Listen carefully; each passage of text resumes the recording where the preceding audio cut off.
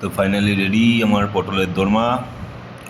দেখতেই পাচ্ছ, অনেকক্ষণ পরে খাচ্ছি বলে রসটা একটু শুকিয়ে গেছে, বাট হেভি হয়েছে। যদি ভালো লাগে একটা লাইক, কমেন্ট, শেয়ার আশা করি প্লিজ করে দিও। প্রথমে পটলের খোলাগুলো এইভাবে ছিলকাগুলো হালকা করে ছিলে নেবো। ওপরের যে ছিলকাগুলো থাকে সেগুলো ছিলে নেবো এরকমভাবে ছুরি বা চামচ দিয়ে। তারপরে মাথাগুলো কেটে নেবো। মাথাগুলো কেটে নেওয়ার পরে ভিতরের যে মাল মশলাগুলো আছে সেগুলো বার করে নেবো।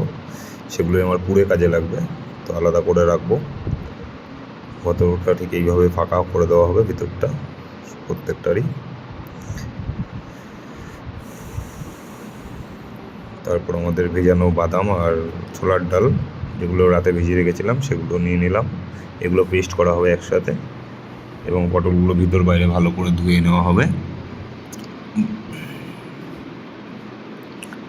তারপরে ভেতরে বাইরে ভালো করে নুন মাখিয়ে নেবো পরিমাণ মতো। আমাদের পেস্ট রেডি, যেটা আমাদের ছোলার ডাল আর পটলের ভিতরের মাল মশলার পেস্ট। এবার এইগুলো আমাদের যাবে ফোড়নে। কিশমিশ, কাজু, টমেটো, আদাটা একটু বেশি দিতে হবে। এর মধ্যে আছে কাজু, কিশমিশ, নারকোল,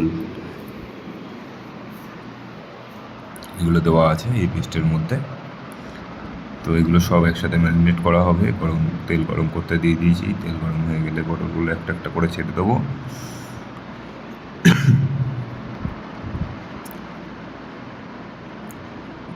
মাথাগুলো ফেলবে না, মাথাগুলো ভেজে নিতে হবে। পটলগুলো হালকা হালকা করে ভেজে নেবো। হালকা ভাজা হয়ে গেলে তারপর পটলগুলো তুলে নেবো। যখন হালকা লাল লাল ভাজা হয়ে যাবে তারপর পটলগুলো তুলে নেবো। তুলে নেওয়ার পরে এবারে মশলাগুলো এক এক করে ছেড়ে দেবো। ফার্স্টে আমি জিরে ফোড়ন দিয়েছি। জিরে ফোড়ন দিয়ে আদা দিয়েছি। আদা দেওয়ার পরে টমেটো, কাঁচা লঙ্কা আর যে কিশমিশ, কাজু কিশমিশগুলো ছিল সেগুলো দিয়ে দিয়েছি। দিয়ে এবার একটু ভালো করে ম্যারিনেট করে নেবো।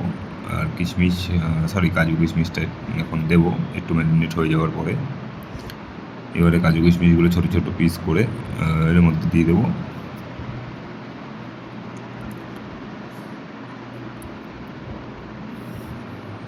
তারপরে একটা ভালো মতো ম্যারিনেট করে নিয়ে বেশ 5-7 মিনিট ম্যারিনেট করে নিতে হবে। ম্যারিনেট করে নেওয়ার পরে আমাদের যে ছোলার ডালটা যেটা আমরা পেস্ট করে রেখেছি, ছোলার ডাল আর ওটা দিয়ে দেবো। ওটা দিয়ে দেওয়ার পরে এটাকে এবার ভালো করে মিশিয়ে একটু ম্যারিনেট করে নিতে হবে। ভালো মতো ম্যারিনেট হয়ে যাওয়ার পরে এটাকে এবার ঠান্ডা করার জন্য রেখে দিতে হবে। তো এটা ঠান্ডা হয়ে গেছে। এবার ঠান্ডা হয়ে যাওয়ার পরে এবার আমরা এই ম্যারিনেট করা পুরো মশলাটা পটলের ভিতরে ঢোকাবো। ঠিক এইভাবে পটলের ভিতরে যেটা খালি করেছিলাম পুরো মশলাটা চেপে চেপে ভরে দেবো।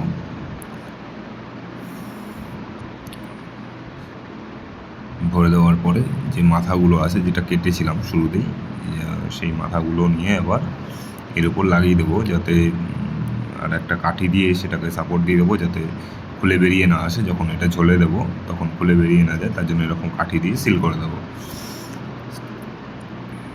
এই যে আমার সিল করা রেডি। প্রত্যেকটা পটলে এতটা মশলা বেঁচে গেছে। যাই হোক, এটা আমি ঝোলে দিয়ে দেবো, নষ্ট করবো না।